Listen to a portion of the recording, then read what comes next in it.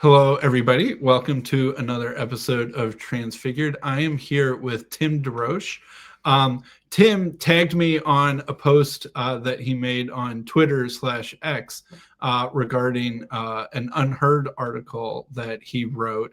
And I loved that article. And so I immediately reached back out to him. And so I'm excited to talk to him today. We're going to be talking about, he's actually writing a book that will be coming out next June called The Grateful Beast, about sort of evolution and religion and sort of the human instinct to worship and what that tells us about ourselves and our place in the cosmos.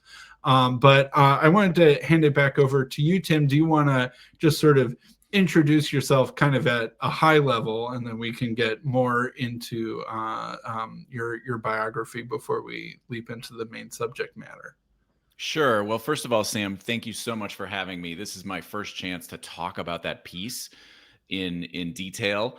And I worked so hard on that piece. It's a long essay, it's over 4,000 words. So put a lot of thought into this.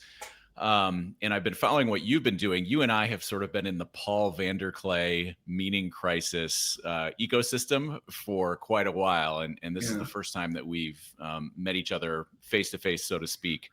And I know you've been having lots of interesting conversations about evolution and religion and worldviews. So really eager to have a fun conversation. I think a lot of my thinking on this is still evolving, quote unquote. Really enjoy engaging on these fascinating issues. So this really comes out of my effort to square my current worldview with the worldview that I held 10 or even 20 years ago. And so over the past 10 years, I was raised Catholic, but I would say I didn't get extremely strong catechesis, right? And so my knowledge of theology and philosophy was somewhat weak, despite the fact that I was a very, very good student, right? And was, probably had some inclinations in that direction, but I also had some inclinations in the direction, I can just figure this all out myself, right? So unlike you, I went off to college. I had a strong math and science background, and I went to a pretty liberal Jesuit high school, very, very intellectually rigorous. The idea that evolution was a true theory and had a lot to tell us about who we are as humans, as human beings, was just a part of the water there. Mm-hmm. Yeah. And I went off to a secular elite, kind of right below the Ivy League liberal arts college, where, it was a different era. So people of faith were definitely accepted, and there were voices of faith in the conversation. But the default worldview at that college was completely agnostic, atheist, secular, right? And scientistic. Yeah, scientistic and skeptical of religion in general. Yeah. And as I told Paul, I had a priest my senior year in high school point at me. I said something in class, in world religions class, and the priest pointed at me and said, "If you believe that, you're an agnostic," right? And I kind of ran with that, and I became an English major, despite the fact that I was kind of rebelling against what my parents kind of wanted me to go to med school. I was rebelling against that a bit. Became an English major, but still had this, I have inclinations towards science and math, right? And so late in my college, I took a class, a linguistics class of all things. It was a humanities class, but there were only 4 people in the class, and the professor kind of turned it into an introduction to cognitive science. And I got very, very interested in cognitive science. It was kind of too late to become a cognitive science major. I think if that class had happened sophomore year, I think I probably would have ended up majoring in cognitive science maybe double majoring in English and cognitive science. But I still wasn't grounded very well in philosophy, right, or theology. And a lot of cognitive science, I've come to believe, the way we approach cognitive science I think is dependent upon those older ways of thinking, and I was not very well versed in them. Mhm. So graduated, went off into the business world, worked in education reform for a while, but eventually started in my 20s, started thinking, okay, what am I going to do with my life? And I became really, I started considering whether I wanted to get a PhD in cognitive neuroscience. And so started taking all these classes at UCLA where I was working at the time to correct the fact that I was an English major, to learn all this science, to learn the biology and the OChem and the chemistry. And I was taking upper level linguistics classes because I wanted to study the neural basis of language. So I was taking Yeah. upper level linguistics classes. I was taking upper level psychology classes and neuroscience classes so that I could apply to grad school. And in the course of that, I was also reading a lot of evolutionary psychology, right? Was just very interested in how does the brain work, and that was the dominant way at the time. That was sort of the dominant way of thinking. If you were curious about how the brain worked and how human beings worked, like that's what you were drawn to, right? Like, I'm sure there were other people who were drawn to philosophy and theology and who had similar questions, but because of my own biases and shortcomings, not solely because of those. I mean, I think cognitive neuroscience and evolutionary psychology are legitimately fascinating, right? But I also had some blind spots that led me to kind of ignore the older traditions about what a human being is and how a human being thinks.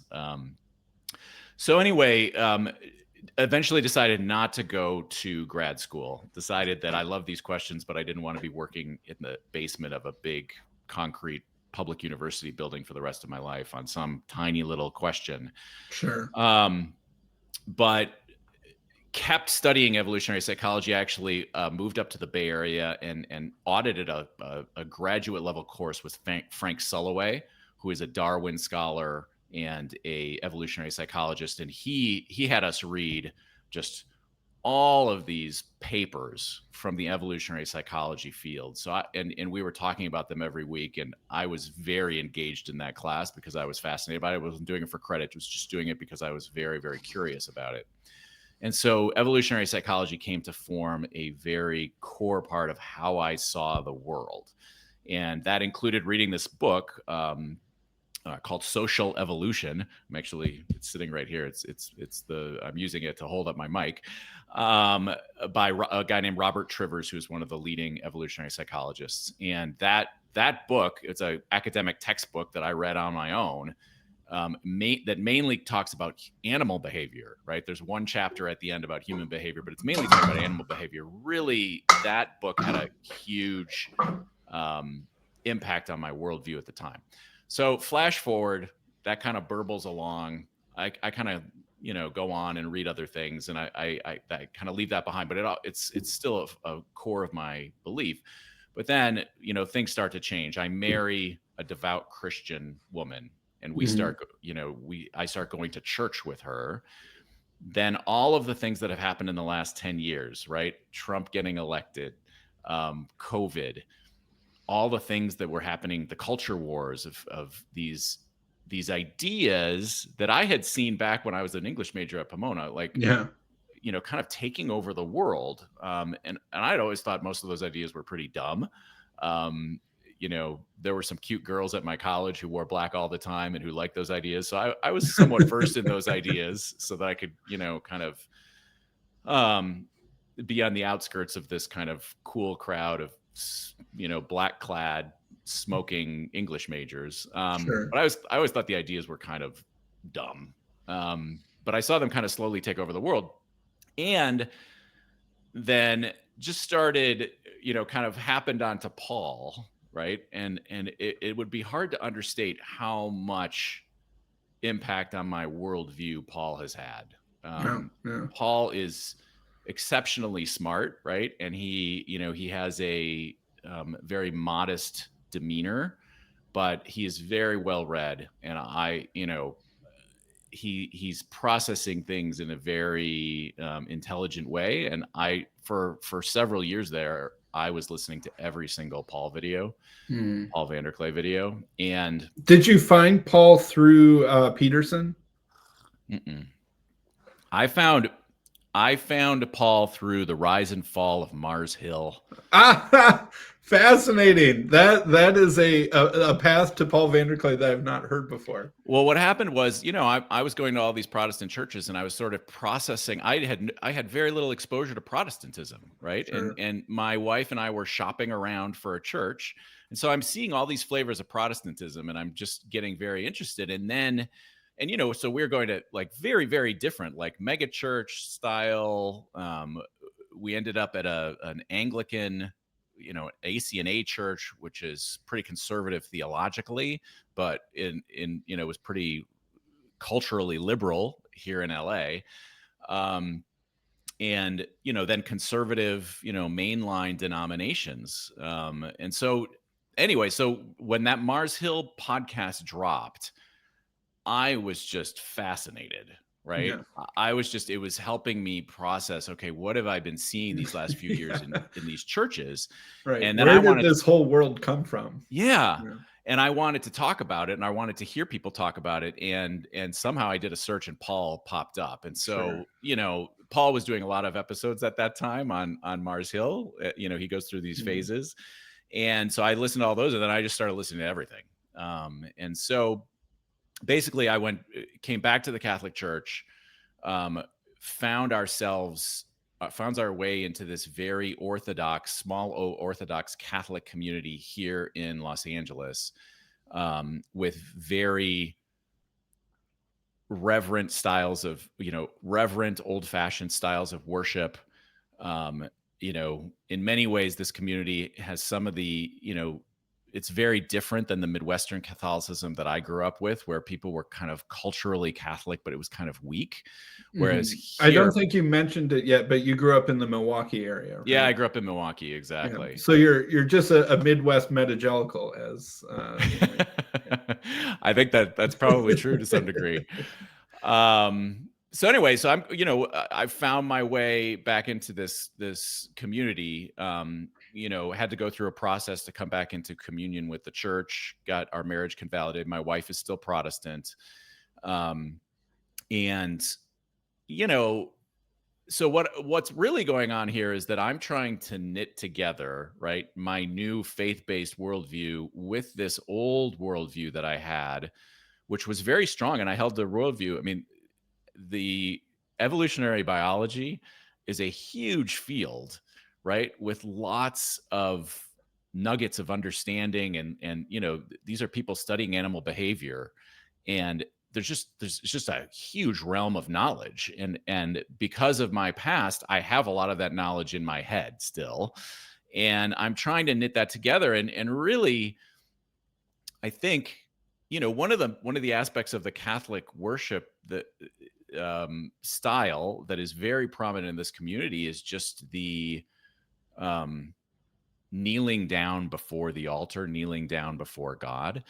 And I think, if I'm telling the truth, 10 or 15 years ago, I would have thought, what am I doing here? Why am I kneeling down in front of anything or anyone? And, what is going on here? But then what I found is that act of subjugation, of worship, that physical act of kneeling down, feels right in some way, right? Yeah. And so trying to knit that together, and then really what happened was I was reading Ernest Becker. Paul put me on Ernest Becker, who wrote this fascinating book that won the Pulitzer Prize back in the 70s called The Denial of Death. And I was reading one of his other books, Escape from Evil, and he's talking about sacrifice and worship, and how the act of sacrifice, of worship and sacrifice, sacrificing an animal or human sacrifice, even child sacrifice, that those folks thought that they were reciprocating to the gods, right? That they were trying to give back to the gods so that the gods might give them more life, more food. And that he was drawing on other folks like Norman Brown, H.M. Hocart, But that triggered in me, oh, wait a second, reciprocation is central to how many of these evolutionary psychologists think about the world, right? This theory of reciprocal altruism, how to explain why human beings do things that are selfless, that are purely have no benefit to them and probably detract from their ability to survive and reduce. Why is so much of human behavior altruistic? Yeah.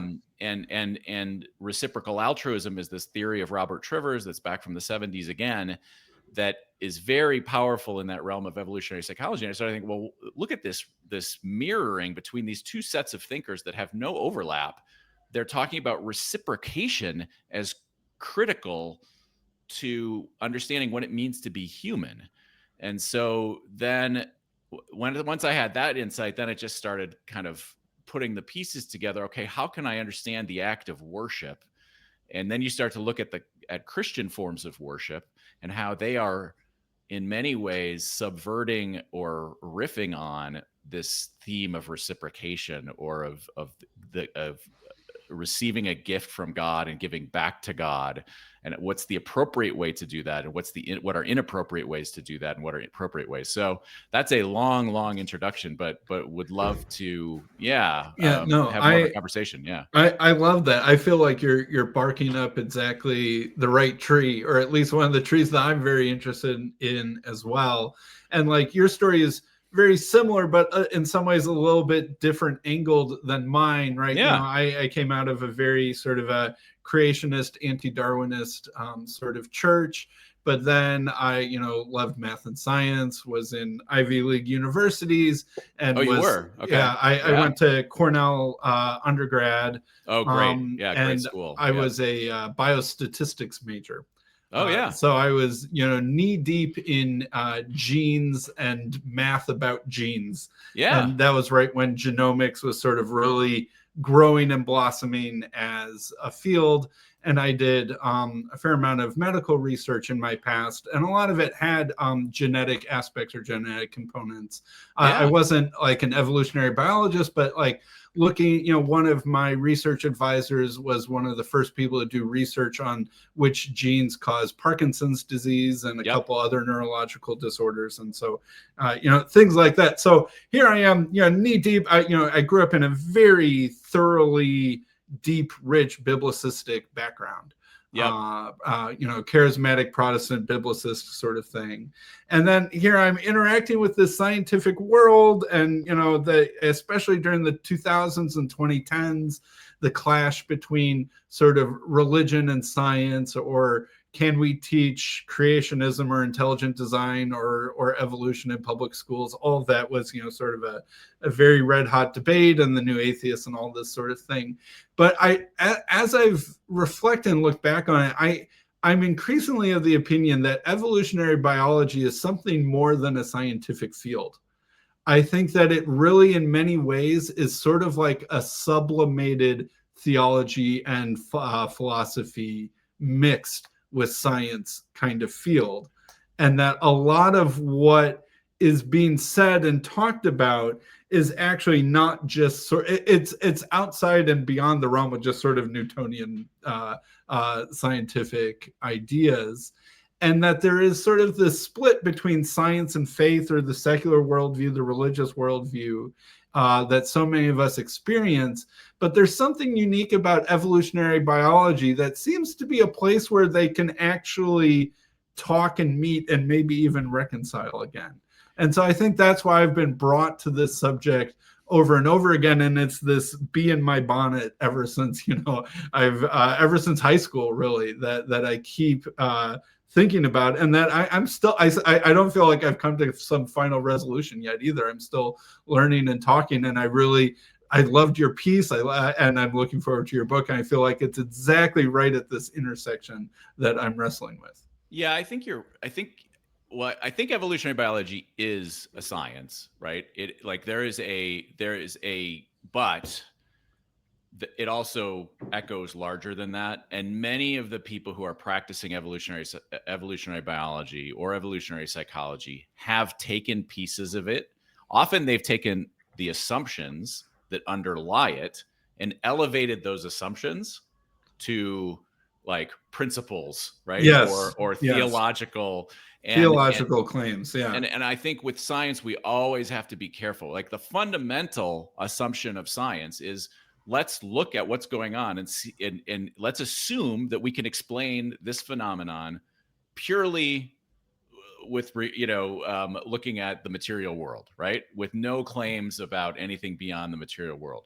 That's an incredibly powerful assumption because it encourages the scientists to pay attention to what's going on in the material world and not just jump to supernatural explanations. Pay attention, see if you can find out what what is really going on a material level before, and set aside any claims to supernatural stuff. Great. That's a great assumption, but let's not elevate that assumption to the level of theology. That's not something you've proven. That's something you've assumed. Yeah. So I'm curious, Sam, do you remember, and I watched your rando conversation with Paul. Do you remember what your doubt looked like, right? So I guess I'm wondering, like in freshman year, sophomore year at Cornell, you're interacting with Christians who are believing Christians who also believe in evolution, but you're also taking these classes. You're taking, you're taking probably intro bio and I guess your biostatistics. So you're taking high level science courses. I guess I'm very curious if you remember, like specifically, what courses or what conversations or what caused you to start to think, oh, there might be something to this evolution thing, and maybe I can't just dismiss it. Do you have any recollection of that? Yeah, I can remember a couple things that were starting, because I had in high school, I had read like, say, Michael Behe and some of the other intelligent design folks. Okay. So I was pretty... I was way above average armed with anti-Darwinian data points, and the flagellum and irreducible complexity and these sorts of things. Like I remember in high school, we were learning about the Krebs cycle, right, which is this very fundamental kind of part of our metabolism. Cellular metabolism. Yeah, exactly. It's like one of the basic ways that our cells make and use energy from sugar. I remember the Krebs cycle. Yeah. And so it's like, this molecule turns into this molecule, turns into this molecule, turns into this molecule. And the last molecule is an input to the first step of the cycle, right? And so it goes round and round again, almost like a rotary engine or something like that. And so I remember asking my high school biology teacher, so how did the Krebs cycle evolve? And he said, well, presumably step by step by step. I'm like, but how could it do that if it needs the last step as the first step is an input to the first step? Right. And he was just frozen. Right. And I remember, there we go. I defeated my high school evolutionary biology teacher. I can keep not believing in this stuff. Yep. But what are some of the things that started to change my mind? I remember, so I voluntarily took more evolutionary biology courses in, say, freshman and sophomore year than I was required to. Okay. Because I was interested in the subject. I obviously had to take at least some for my major, but I remember voluntarily going above and beyond and taking higher level evolutionary biology courses because I thought it was also kind of fascinating. It is amazingly fascinating. It is amazingly fascinating. And so I remember some things like, Cornell has a bunch of gorges, right? There are I've been to some of those gorges. I've been to those gorges. Yeah. So these creeks flow through campus and there are literally 100 feet deep gorges. So you can go to the bottom of the gorge and then you can start pulling rocks out of the wall of the gorge. And every once in a while, you'll find one that has some sort of crazy fossil on it. Cool. And it's like, so how exactly did that get there, Mr. Sam? If, I don't think that this was some global flood that somehow managed to put these fossils hundreds of feet below the surface of the earth that you can only now go find because there's this river carving through these, super numerous layers of rock that are really kind of flaky. And when you're doing it with your own hands, there's also something about that I feel like is a little bit more than I'm not taking someone's word for it. And I there love is, that. I don't think I've ever found a fossil on my own, right? Like we are fascinated in my family with fossils and with my kids and like, but I don't think I've ever picked up a rock and like seen a fossil. That's so cool. The next time I go to upstate if New you're in York, upstate New York, it really yeah, only takes 10 or 15 minutes. They're pretty that is abundant awesome. on those slate rocks. Yep. And I think that also touches on the point that, you know, when you're kind of raised anti-Darwinian, there's a huge amount of distrust that you are trying to be deceived. Sure. It built into the thing that there are these scientists who are trying to deceive us and that they're out to steal or debunk our faith or something like that, which is not entirely false, but it also means that bypassing that distrust is helpful for debunking that distrust. Sure. And getting your own hands on things. I remember things like, okay, why exactly do whales have hip bones? And why exactly is the DNA of whales most similar to a hippopotamus or something like that? It's like that. And then starting to see, that's a good one.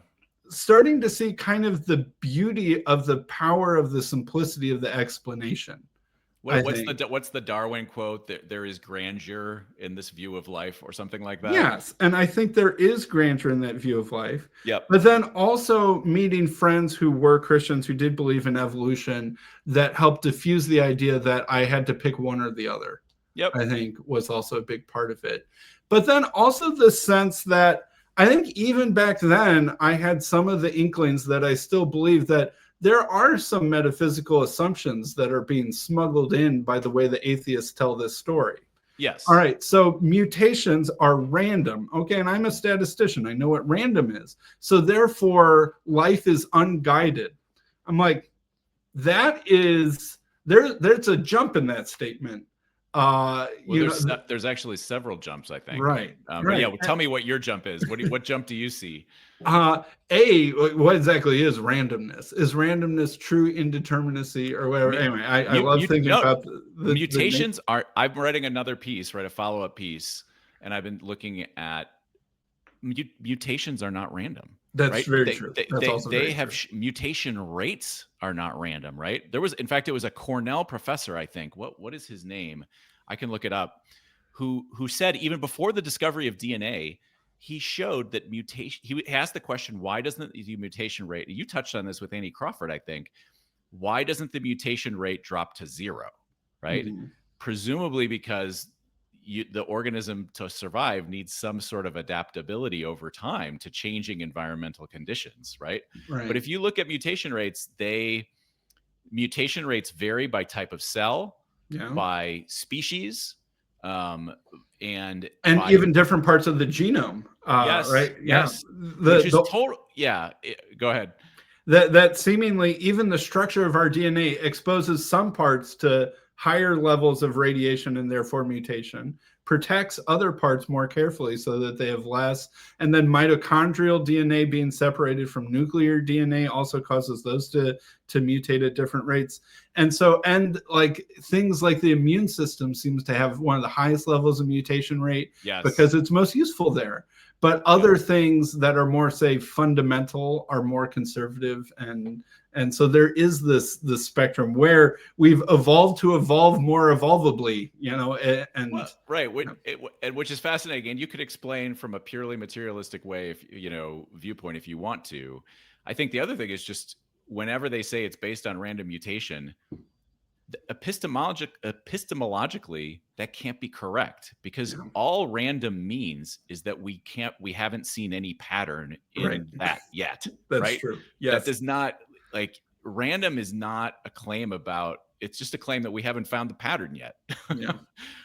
It doesn't mean there is no pattern. Now maybe in some cases there is no pattern, but we don't know. You can't prove that. And so whenever somebody says random mutations, right, they're smuggling in, I think, a claim about the nature. And like, if you look at Stephen Jay Gould, right, randomness, using random, when you explain evolution as, selection acting upon random mutations, that's the base, like the micro description of it, natural selection.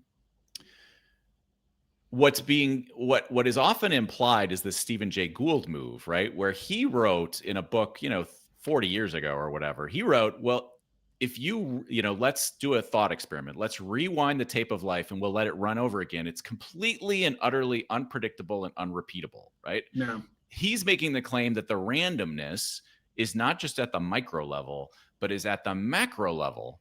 Yeah.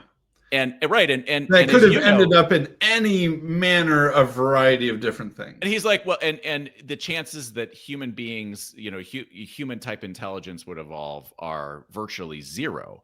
And the problem with that is convergent evolution, of course, right? As you know, like something about the natural world is calling forth certain types of life, and it's doing it over and over and over again. And that is a mystery. Like you don't have to be a Christian or a believer of any kind. If you are a scientist that is truly devoted to materialistic truth, that mystery of why is the natural world calling forth certain types of living things over and over and over again, like the crab. I read that the crab type, body shape has evolved 5 different times. Yeah. So if you reran the tape of evolution, you're going to get crabs. They might not be exactly the same crabs, but they're going to be some sort of crab-like thing scuttling about looking for its next meal. Yeah. That is very, very puzzling. Yeah, and eyes are another example. I forget how many times eyes have evolved, but it might be over a dozen. And they end up, there's some differences, but a squid eye and a human eye, or, squid eyes, well, imagine a squid eye that's about a species of squid that's about the same eye as same size as human eye. They look very similar, but then when you drill down into the details of what proteins they're made of, they're actually very different. Yes. Because they came from different paths, but then the external form and function is shockingly identical. Well, but and yes, that's true. But I've also read that there are examples of convergent evolution on the molecular scale, right? That certain molecules have been kind of discovered by evolution over and over again in different lines. Like, what in the world? And I've also just thinking about from the point of view of my secular friends and my worldview, like I think let's say you could teleport back in time 4 billion years, right? The world, the Earth has already been around for 200 million years. Like teleport back in time, somehow you get human intelligence back to that time before the first emergence of microscopic life. This seems like a completely dead world, right? There's fires and there's lightning. Well, I don't know if there's fires. Maybe there's not fires because maybe there's not enough organic material. I don't know. But it's active, like there's storms and there's churning water but there's nothing living there. But something about, so if you teleported a human intelligence, just let it peek in on that world, human intelligence would look at that and say, that's just a dead planet that has a lot of water rushing around on it. But something about that world, that Earth, something about it has the potential to produce this pen. And we know that because in the time, maybe there were some contingent things that happened to produce this pen, but we also know that somehow in the timeline that we do exist in, that dead world produced this pen, and it produced me, and it produced Beethoven, and it produced Donald Trump, right? It's very puzzling. And I think most evolutionary biologists, and especially evolutionary psychologists, who I love dearly and who have helped form my worldview, they don't like to talk about stuff like that. They like to think that they've kind of explained everything away. And as you pointed out with Annie Crawford, they haven't explained everything away, right? There are big mysteries that may be unsolvable, right? Anyway, so let's dig into because another thing that I've been fascinated about is, well, religion can sort of explain evolution, but evolution sort of also helps explain religion. There's sort of this reciprocal sort of thing going on. what is worship, and how do you think that came about, and what purpose is that serving, and what does that tell us about us, who we are, and the fact that the universe is the sort of place that would beckon forth a worshiping sort of being? Yeah. So I have come to believe, right, that we are biologically programmed to experience our life as a gift, right? And I think you can see that, not referring to any religious tradition. I think you can see it in the Robert Trivers insight, right? That reciprocal altruism. So these vampire bats, right? That most people, when they talk about reciprocal altruism, they talk about the vampire bats that do food sharing, right? So it's very precarious for a vampire bat. On a given night, they may not be able to feed. They may not be able to find an animal on which to prey to, drink the blood and therefore survive. And so what's happened is that they have developed food sharing behaviors amongst themselves, right? And so a bat that hasn't fed will go to a bat that has fed and beg for food. The bat that has fed regurgitates food for the hungry bat. And so Trivers' argument is that we evolved that, presumably because Well, not to regurgitate food, but to at least share food. Yes, exactly. Thank you. Hopefully that doesn't happen very often. Although I haven't seen too many people drinking regurgitated blood from cows. The general principle. I'm sure it's happened at some point, but it's not a common human behavior. So we've evolved food sharing, right? And presumably because life for early humans was precarious, right? Getting food was precarious. And a central part of my argument is that language, so food sharing starts to happen in early primitive human societies, right? And when exactly, because I can imagine food sharing between, say, mother and child or within sort of a close-knit family group, but then getting something like bigger than that, where it's these trust networks, I think that's probably a later thing. Like, when exactly do you think these sorts of things are happening, and what are sort of the steps in that? I'm not an anthropologist who studied like human evolution to that degree. So I don't know when exactly, but I agree with you. It probably started within families, right? But you can see in the vampire bats, they share with non-relatives, right? Because there's always the issue of kin selection, right? Where you have an evolutionary advantage to sacrifice maybe your own survival, your own reproduction for those in your kin, because they also carry your genes, right? Yeah. But this is different. This is like where you start to share, like the vampire bats do, with individuals who do not share your genes, right? Yeah. So I don't know when even sharing food with people who have your genes is not a given. Like, if you watch the wolves in Yellowstone eat a bison, even though many of those wolves are highly genetically related to each other, and some of them are literally, parent and child, they are not very happy to be sharing, right? They're growling and baring their teeth, and the alpha male and female get to pick first. Well, and if you look at my kids fighting over cookies, yes, right? It is not. You're a dad, right, Sam? Yes, I've got four kids. Oh, that's awesome. So do we. Good for you.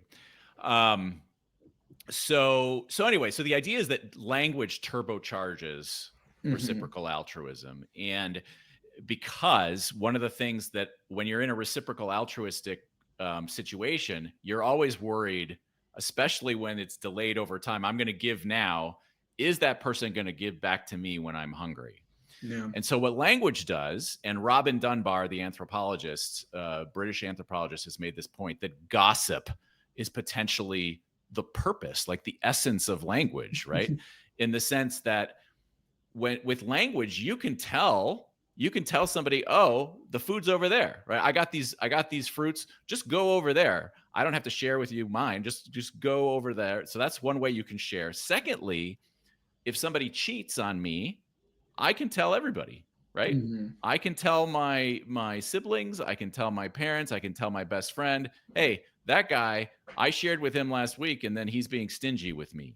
Mm-hmm. And so the key point here is that I think what happens is that it's for the individual in this turbocharged, reciprocally altruistic environment, it starts to feel like I'm trading not with one individual, right? Like I'm giving to this person and they're giving back to me. Of course, that's happening. But on a broader level, it starts to feel like I'm trading with the whole tribe, Mm-hmm. right? Because if I am stingy with one person, suddenly everyone is going to know, and they're going to stop trading with me. They're going to stop sharing with me, right? Yeah. Whereas if I'm generous, I'm going to get a reputation as being generous. And so you start to see this feeling of like, I'm trading not with individuals, but almost in a sense with the world, right? Yeah. For the purpose of my reputation, which is also future food that could come back to me. Exactly. Yeah. Exactly. And the key point here is, there's a great quote.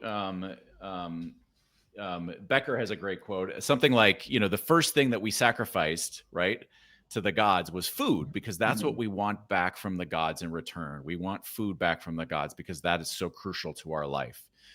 But an important point I make in the article is I started thinking about it. Well, it's almost like if you're looking for the source, if you're in a reciprocally altruistic situation and you're looking for, I want to be wherever I can trade with people who have access to food, who have access to life, there's sort of an infinite regress of gratitude that happens, right? So if my older sister hands me a leg of wildebeest, for example, to gnaw on, I shouldn't be thinking, oh, I need to get in good with my sister, because my sister, she's 10 years old. She probably didn't kill the wildebeest. Where did she get that thing from? Mm-hmm. She got it from my mom. Well, where did my mom get that leg from? It looked like she got it from my dad. Where did my dad get it? I think he got it from the chief. And then I think the chief got it from that guy over, that guy in the other village, right? The chief of that village over by the river. And I think he got it from the hunter, the best hunter in his tribe. And where did the hunter get it? The hunter got it from out in nature. There's sort of this infinite regress. And Robert Trivers claims that gratitude is something that it's biologically programmed, right? Like Yeah. we are programmed to be grateful. It's the psychological motivation at the heart of reciprocal giving. It is, along with sympathy, right? Yeah. Like feeling sympathy for someone who's in need. If I give to them, if I recognize their need and I give to them, then they are likely to give to me later, if they're being fair. And if they have a good reputation, if I've been told that person has a good reputation, then of course I want to give to them. And so this infinite regressive gratitude, what I sort of started thinking is, it sort of vanishes like a vanishing point. It sort of vanishes into the distance. Is that where God is? Yeah, that's a really interesting idea. And if you're a non-believer, just think, well, maybe that's where the idea of God is, or the idea for a believer, that's where the idea of God comes from. This, like, where the gratitude just disappears into infinity, literally infinity. Because, that wildebeest that we ate, it got its life from its mother, who got its life from its mother. It just goes back infinitely. It's kind of mind-boggling. And the point I'm making in the piece is we're kind of in the same situation today. Like, we don't eat legs of wildebeest anymore. But, I'm told that there are all these people all over the world cooperating to put food on my plate, right? Yeah. Farmers in Mexico and truck drivers in rural America.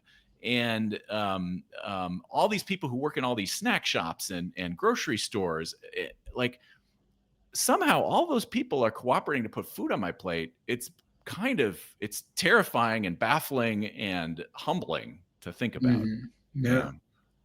Yeah. And so this sort of, you can imagine this growing, I don't know, psychological sense of be grateful to something, be grateful to not something, someone, that's very specific, who gives you a gift. And also be the sort of person who is sympathetic and generous when you see someone else in need and you're in a position to be giving. Yeah. And that those are the twin, the two sides of the giving coin, that sort of points back to an ultimate gift giver. So how does that turn into this practice of sacrificial worship? So I think the insight here comes from Becker. This is not my insight, right? It comes from Becker and Norman Brown, the psychologist. Hocart talks about this, the anthropologist. Marcel Mauss talks about this. He's another anthropologist. This idea that we feel like we have to reciprocate, right? We want to reciprocate gifts. And if the infinite regress of gratitude leads us to this ultimate giver, we want to give back to the ultimate giver. And so the claim in the anthropologist that I'm reading, the claim is basically that these primitive societies felt like they were reciprocating they were giving to the gods in order that the gods would reciprocate to them. Like, we need food, we're going to give food to the gods. Right. And it's that same psychological hardware that is the gift giving and receiving with another human, then being pointed upward in an abstract and divine direction. Well, right. And yes. And the key is the ultimate giver, like our fundamental problem as human beings is the ultimate giver is unseen. Yeah. Right. And so that entity, God, doesn't have a face for us, right? And so anyway, so what's fascinating, I think Hocart says that the whole design of the ritual, right, is to get rid of uncertainty, right? So the modern person says, well, why are they doing that? That's such a waste of food. Why are you burning? If you're hungry, why are you burning meat? No. Right? But his point is the ritual aims to eliminate the uncertainty because it aims to engage in this reciprocal trading relationship with the gods. And that's where Christianity comes in. It's so fascinating in subverting some of that, in borrowing some of that, right? God sacrificed his only son for us, right? In the Catholic, worship service, we, the Eucharistic sacrament, right? Communion, where we share food. We share food. And the idea that, it gets to Isaac and Abraham and Isaac, right? Don't sacrifice your child, right? Like you can't reciprocate with, like, the Judeo-Christian tradition, I would argue, says you can't reciprocate to the gods. Like, you have to accept life as a gift that can't be reciprocated. And if it can be reciprocated, the only way it could be reciprocated is with your own life. The only life you have to give is your own. I don't know. I just started to see all these resonances with Christian theology once you sort of play it out. You're right. Because if you're giving a gift to a god, because the weird thing about giving a gift to a god is you're giving them back something that's kind of technically already theirs. Yes. You're simultaneously recognizing you gave this to me, thank you. Also, here's your portion or your participation in it as my recognition of you being above me, right? And like, you read, say, Exodus or Leviticus, and there's all these chapters about how you're supposed to cut off the fat of the kidneys and, obscure things like that and burn that on the altar. And a modern person reads that and be like, what bizarre superstition is this? But if you understand, they're giving, you want to give the most special part of the dinner to the most honored guest. Yes. Who's the most honored guest? Well, obviously that's God. What's the most special part of the meal? Well, for them, they thought the smell of the smoke of the fat of the kidneys was the most rich smelling part of a goat. And so that is exactly why you do that. And by giving the best part to someone else, specifically God, you're recognizing his special social standing or almost his transcendence of the social standing. And I, in a reciprocally altruistic system, right? Trivers said this, like the biggest danger is that you become regarded as stingy, right? Yes. So in other words, like if I'm holding back from giving God what is due God, right? Then I'm going to be in big trouble, right? Right. And so I better not do that. And so I better have all these rules that like I got to give the very best calf, right? Yeah. Like I have to slaughter the best calf. I can't just bring a few sheaves of wheat, right? Yeah. Like or that's some leftovers that I that's not sufficient. That's not sufficient because I am being stingy. And who am I being stingy with? I am being stingy with the ultimate giver. There's a lot of argument, like you shouldn't be stingy with your neighbor, right? Yeah. Let alone like the ultimate giver. You better be very careful about being stingy with the ultimate giver. Anyway, yeah. No, I really appreciate your comments. It's really fun to talk about this. This is the first podcast I've done on the piece, and I've been thinking about these issues. I for the last 6 months. So maybe longer. And you're right that Christianity is sort of like a spiritualization of this whole concept, or an abstraction where it kind of both elevates it but changes it, or like metaphoricalizes it in a certain kind of way. Right, like so. What's even better than the fat of the kidneys of a goat would be what would be the perfect sacrifice? It would be the most valuable, pure, unblemished thing, and so then it's God's only begotten Son, who lived a perfect life, and He's the thing that's getting sacrificed. Well, and God is giving His Son to us. Yes. What can we give back to God? The only thing we can give back to God is the perfect thing He's given us, our whole life, and the imperfect thing He's given us, right? Like I am far from perfect, right? But that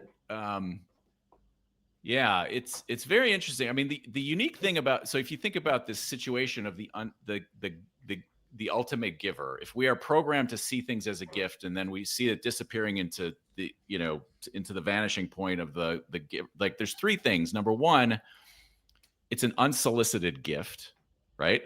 Like I didn't ask to be born. And this is sort of the Heidegger's idea of Geworfenheit, the thrownness of life. Like I didn't ask for this. And Emerson talks about how it's so natural for a human being to be ambivalent about a gift that's been given, especially an unsolicited gift, because an unsolicited gift kind of implies, oh, you're going to pay me back later. We're programmed to see it as you're going to pay me back later. I have to pay that person back. It's so you have the unsolicited nature of the gift. Secondly, you have the fact that it is completely unrepayable, right? Like, and that puts a human being in a horrible bind, existential bind, because we want to pay back the gifts we get. But this is the unpayable. You can't pay it back. Like the fact that I exist, even if I were to give myself fully and sacrifice my very life, like I still lived. And I still accepted that gift in some sense, right? I still was a recipient of that gift. And then number three, the problem is that the unseen giver is unseen. The giver is unseen, right? That we want to see the face of the giver, right? We want, and Christians have famously rebelled against the iconoclastic elements of Judaism, of Islam, right? We, as well, especially in well, at least Catholics have. Yeah, Catholics and Orthodox, but even to some degree, the Protestants, right? It's a little bit less, but we've tried to give God a face, and granted, there are all sorts of risks that come with that, right? But anyway, yeah. Let me ask you a hard question. Yeah. So I believe Stephen Jay Gould is the one who coined the term of a spandrel, where evolution occasionally creates things almost by accident or as a side effect or a side consequence of something that it was accomplishing that was useful. Yep. And so what would you take, how would you answer, say, a skeptical objection that would be like, yeah, Tim, I totally see what you're saying about how reciprocal altruism and gift giving was important for human groups, and it acted like a kind of insurance against food insecurity, and that this, you know, sense of guilt and debt and obligation and reputation management and language helps knit big groups into these sort of insurance units where a wildebeest can be shared, and it helps prevent people from starving. But all right, granted, but this worship of the God thing, I don't see what the use of that is. That just seems like a spandrel or a side effect where, yeah, it makes sense that people feel a debt of obligation to someone who gave them a gift, but like giving gifts to gods who are abstract and burning things on altars, let alone killing children, that's just like some spandrel side effect, unintended consequence of this.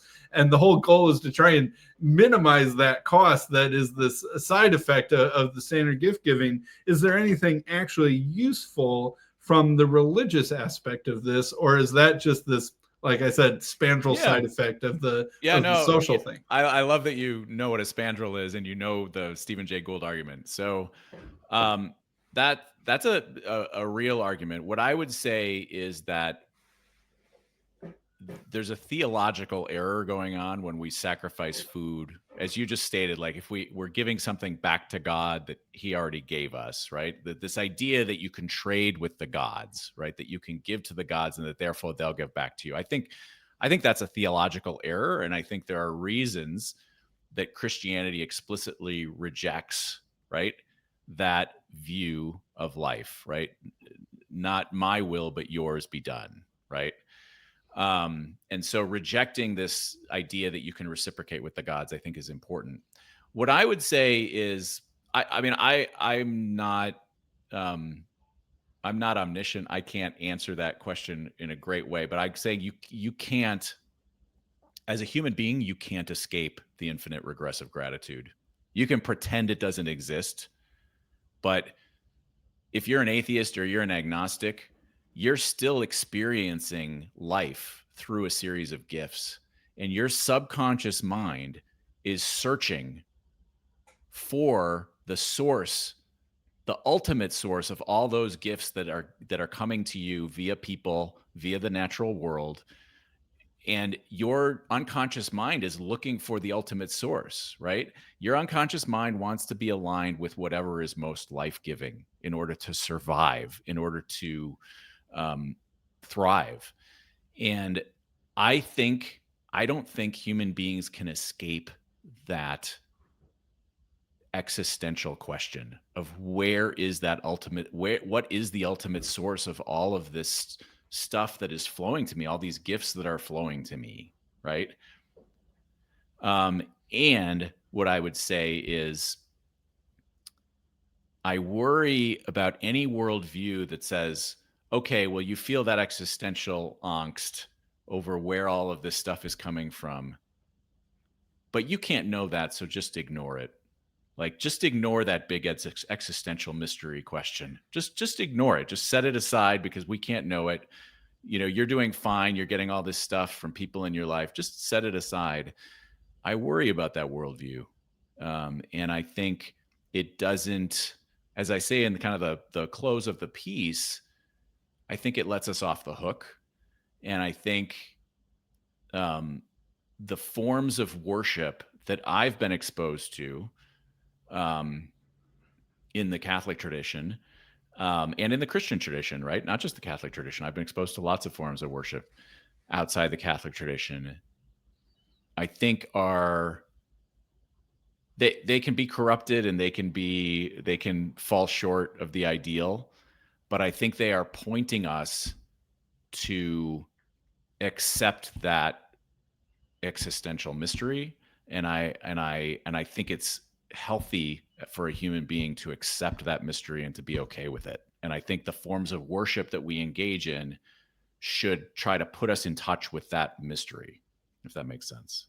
Sure. So I hear you saying that you're kind of leaping from the the evolutionarily true or biologically true to the sort of metaphysically true, and that those two things should be connected and line up with each other, and that we should sort of embrace these drives or sense of gratitude that we feel within ourselves, as opposed to just trying to say, well, evolution just wanted me to feel that way, so I can just kind of turn that off or ignore it, or try to assuage that guilt by reminding myself of that fact or something like that. And I do feel like that leap is, I feel that leap. I like that leap. I'm still feeling like I'm trying to figure out the best way to articulate that. Like, if true here, then true here, or something like that. Yeah. Well, but belief in God is an act of faith, right? No. It is ultimately an act of faith. But I think even if you say, no, I don't believe in God, I don't think you can escape this existential question. And I don't think you can escape. I think it's a biological instinct to be aligned with the source of life. And from a scientific point of view, we don't understand the source of life. We don't know. You touched on this. I'd love to touch on some of the questions of teleology that you and Annie were talking about. We don't understand, like, there are fundamental mysteries of evolution that are just like very, very, very basic. Like, they're not like, oh, how does the Krebs cycle, like, how did the Krebs cycle come about, right? Which I think is actually that's a great question. I actually still don't know the answer to the question, for the record. No, I don't think anyone does. But there are like more fundamental questions, like the whole edifice of evolution is based on molecules that want to replicate themselves, right? Or that do replicate themselves. Maybe they don't want to do anything. Yeah, right? Want is an interesting word. I know what you mean. No, but right, like, I mean, the teleology, as you pointed out, as Annie pointed out, Dawkins wrote the book, The Selfish Gene, right? Yeah. Now, I'm sure he has I haven't read that book in 20 years. I'm sure he has a caveat in there. Well, the gene's not really selfish, right? But the fact is that what you're saying is that I'm looking around my office. There are many, many molecules in my office that are not trying to replicate themselves, right? What in the world? Why does a molecule replicate itself? I don't think anyone, like, it doesn't make any, I don't think evolution has answered that question. I'm certainly no expert on it, but that's a intuitive level question. And I think the teleology thing is interesting because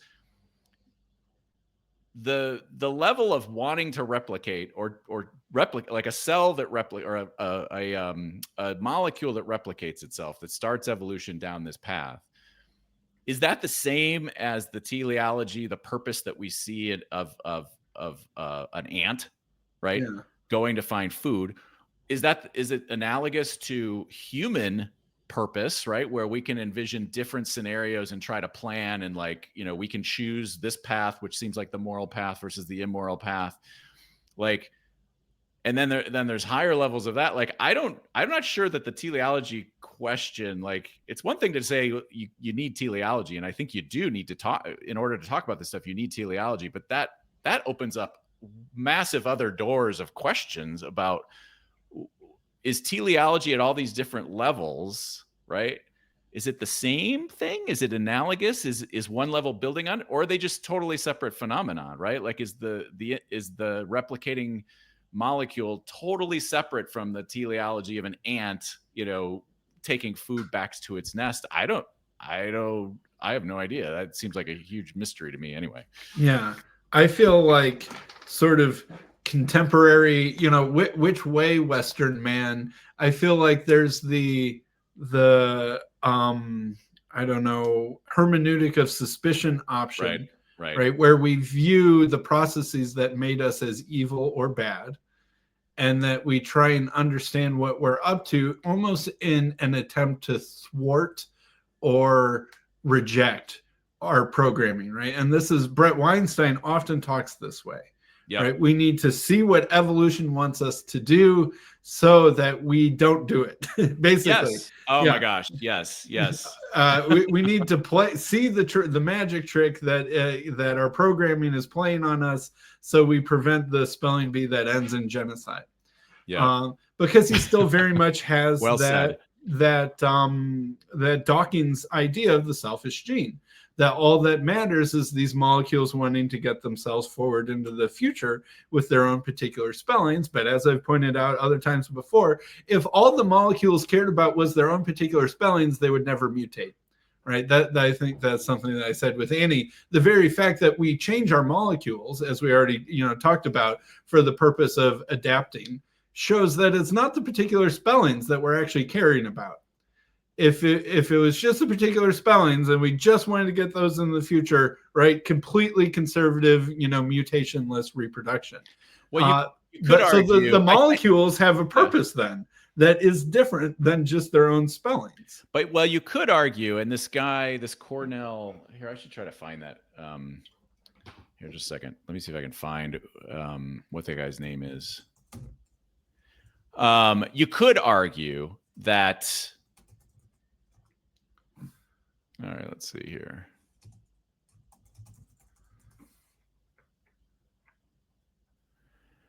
There was Carl Sagan. No, actually, he wasn't Cornell. He was Caltech. Alfred Sturtevant, right? So Sturtevant argues, basically that you need a mutation rate to survive over time because the environment is changing over time. So I think a purely materialistic view, and I don't want to discount what you just said because that could be true, right? There could be, we still don't know what is causing the molecule to replicate, but you could argue that the molecules that just tried to replicate themselves completely efficiently with no mistakes just got selected against because the environment changed and they went extinct. I don't know if I buy that, but that's what he would argue, that you need the mutation rate because the environment changes, right? And so the mutation rate is something that's necessary. It's fascinating to think. I just think evolution is, you dig down, you get to these fundamentally mysterious things that you're talking about that the evolutionary psychologists don't want to talk to. It's similar, like what have you read Durkheim? Yes. Yeah. So I've just started reading Durkheim, but right, Durkheim has these fascinating arguments like that religion or God is the projection of the idea of the society, right? Yeah. Yeah. Well, okay. He's starting with his answer, right? He's starting with the fact that this is an emergent phenomenon that we can get past because it's not necessary that we do that anymore. Even, he's more pro-religion than a lot, but he's instrumentalizing it. Yeah. And I share your concern that, I think it's actually a useful intellectual effort, right? It's the assumption versus principle, right? Like foundational principle distinction. As an assumption, let's look at religion as a phenomenon and try to understand it purely from the point of view of an instrumental, kind of framework. That's a fair scientific endeavor to do, but you don't want to take that and then elevate it. And I think a lot of these folks do. But it's the same thing I would argue it's the same thing that evolutionary, what is it? What's it called? Creationism, right? Yes. What's the version of creationism? Intelligent design. Thank you. So intelligent design, I've never responded to the intelligent design literature because they are trying to come up with stuff that science can't explain. Yeah. But that's by definition a fail. Like you're starting with the answer that you want. Science can't explain many things today that 300 years from now it can't explain. I don't want to build my worldview on something that could be, if it gets explained away, then suddenly faith is just gone, right? Like, who cares if science can explain this? Like, let's say science came up with a great explanation for the Krebs cycle, right? Yeah. That doesn't solve the fundamental problem, right? Like, right. Wonderful. Like, I'm rooting for scientists. That would be great if we figured out how did this fantastic, metabolic process, evolve. it'd be great if scientists could answer that question. I don't want to root against them, right? My Yeah. friend Trevor said that. It seems like they're rooting against science. Right. And I feel like I still struggle to, am I an intelligent design person at the end of the day? It's like, well, it depends what you mean. I think you're absolutely right that there's a certain strain of intelligent design that is just trying to find the thing that Darwinism or naturalism or scientism can't explain, but it's still a natural phenomenon and therefore miracle and therefore God, right? And so at QED, checkmate, you lose. I find that really boring. I just find it misguided. And I find it like it's not the synthesis that I'm looking for. Yeah. I'm not saying that there might not be miracles or there might not be things that are unexplainable, but it doesn't integrate all the things that, say, the Darwinists seem to be right about. Yeah. And, okay, you still have Neanderthal skeletons in, Europe that are hundreds of thousands of years old. What's your answer for that? It's like, if I can just poke one hole in the whole system, then I can ignore the system. Down. But it's like, it's not quite. The other one that I always think about is how Darwin was right without knowing the mechanism. Yeah. He predicted that there was variation at, something coded into the organism that was varying, and that and it was varying predictably. Like it was, there were mistakes being made, and that sometimes that helped the organism survive, and sometimes it didn't. And then we come along, like the whole field of genetics, like Sturtevant at Caltech, he was studying genetics. He was studying the mutation rate without any knowledge of DNA as being what carries our genes. Like the whole field of genetics existed before we discovered DNA. And then all of a sudden we discovered DNA, like, oh, look, like the thing we've been looking for. Here it is. It's like, it's a miracle. It's like, it's amazing. We intuited the existence of DNA before we found it. That's an extraordinary thing. And I agree with you. I think I have elements of intelligent design in my head, but they're vague and non-specific, and I'm not attached to, I'm not looking for individual miracles to explain. I'm looking at, hey, there are fundamental mysteries that we can't solve, and that evolution doesn't seem, the field of evolutionary biology doesn't seem, they have to take as a given certain of these things. And that's amazing. Like these givens are great sources of mystery. Right. But the shortcomings of evolutionary biology are at the level of the assumptions that it depends upon, not glitches within its own system. Yeah. Right. Like intelligent designer, especially Michael Behe type, is trying to find glitches within its own rules. Yes. But I really think that the smarter thing to do is to point out, but this seems to point to higher and bigger questions that evolutionary biology is either built upon or designed to never be able to answer, and we can't just stay in that black box forever. Like we talked about why does convergent evolution seem to create similar forms and crabs and eyes and things over and over and over again? It almost seems as if the laws of physics and the constraints of biology are such that there are like almost right answers that the evolutionary process is discovering. Okay, I would be fine calling that divine design, but it's not at the level of, we can't explain how this part came to be, so therefore God must have like miraculously tinkered in the system right here, and we can prove that someone must have tinkered right here, ergo a miraculous God, ergo you're wrong, or something like that. Yeah, no, I'm completely with you. I'm completely with you on that. Yep. I wish we would let go of that version of intelligent design, right? It just it's not helpful. But the evolutionary biologists, psychologists have the same problem, right? Like they're all like, if you read Steven Pinker, right? You read his book, Language Instinct. No, I'm thinking of How the Mind Works, right?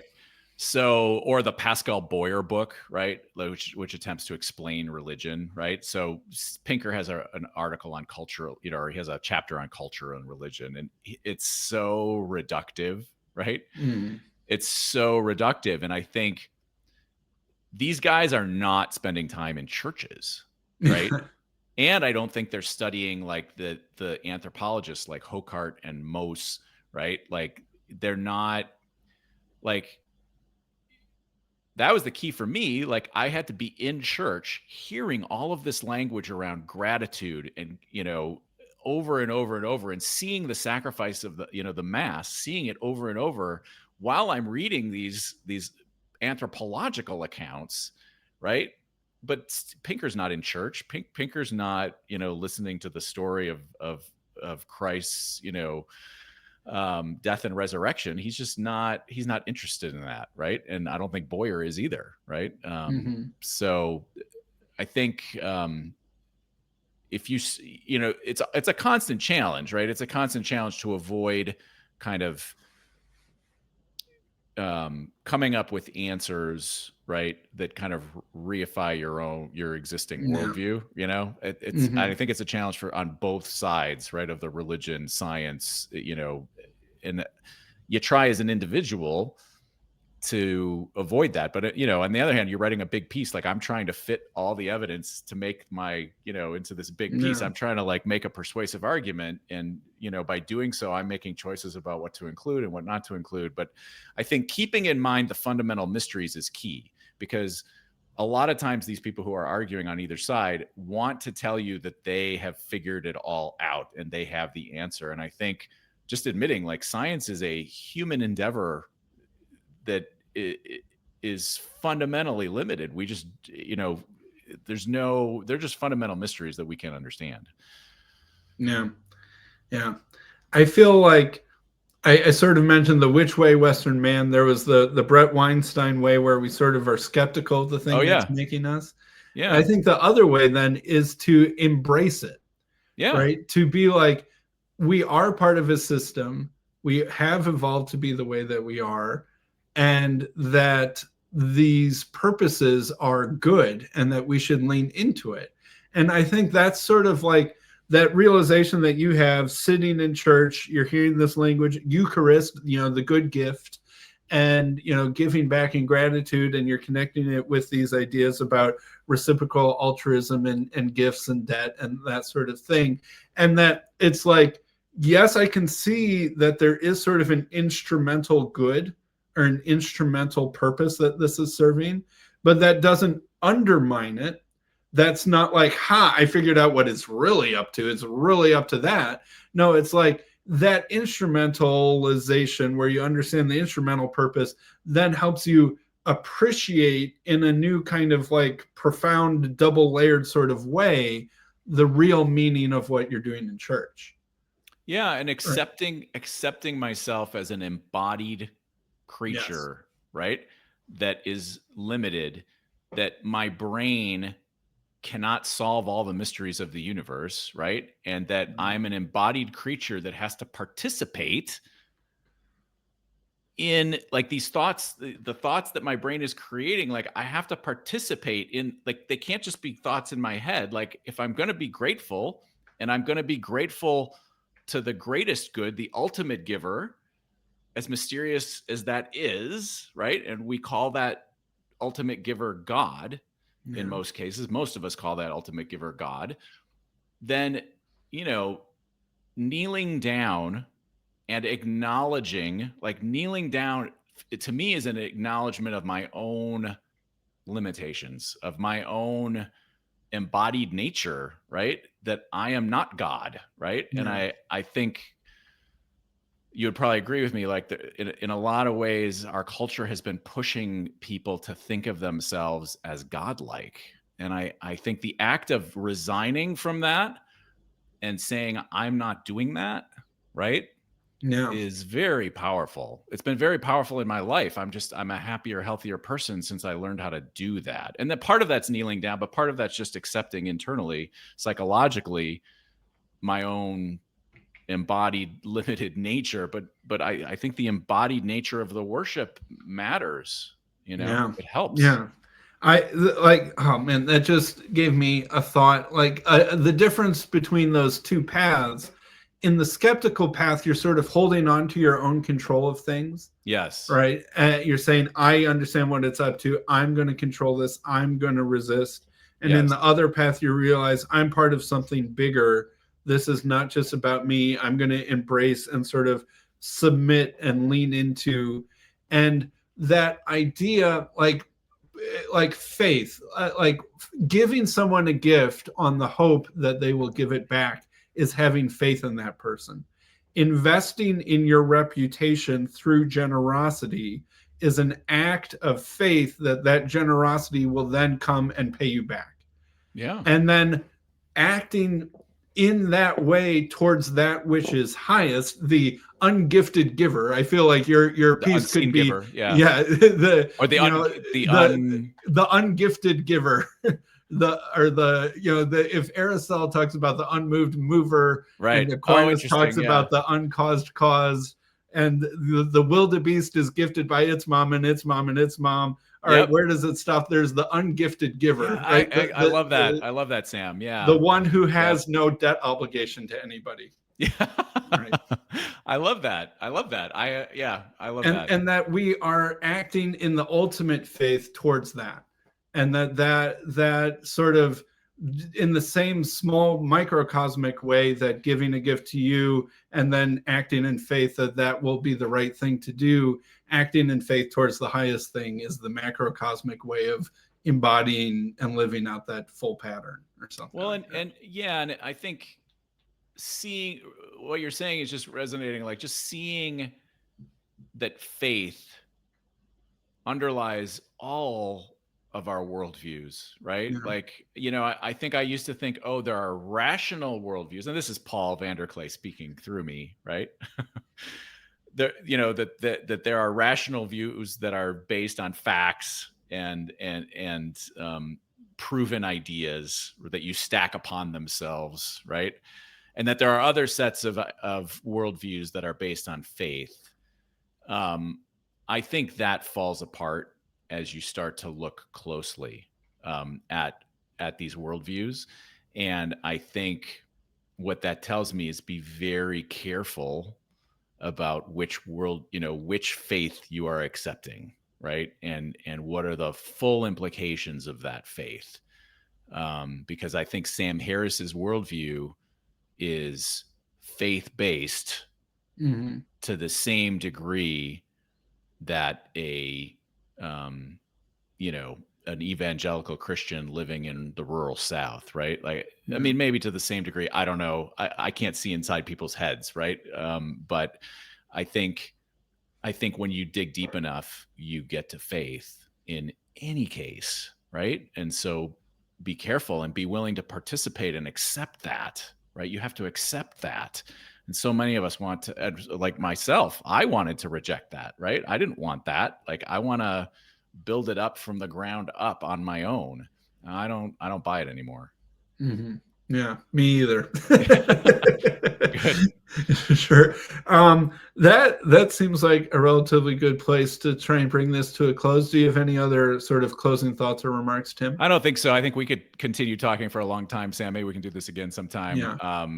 There's a lot to talk about, but yeah, I really enjoyed it, Sam. I really appreciate your engaging in such good faith and intellectual rigor with the ideas in the piece, just because they've been rumbling around in my head for a long time. So I just really appreciate it. It was great conversation. Great. I look forward to reading the book, getting the fuller measure of the I will idea. make sure you get a complimentary copy. So I still got a lot of work to go. Well, then I will be in your debt, and I'll have to figure out some other way to pay you back for that. But exactly. That would be very appreciated. Thanks. Awesome. All right. Thank you very much, Tim.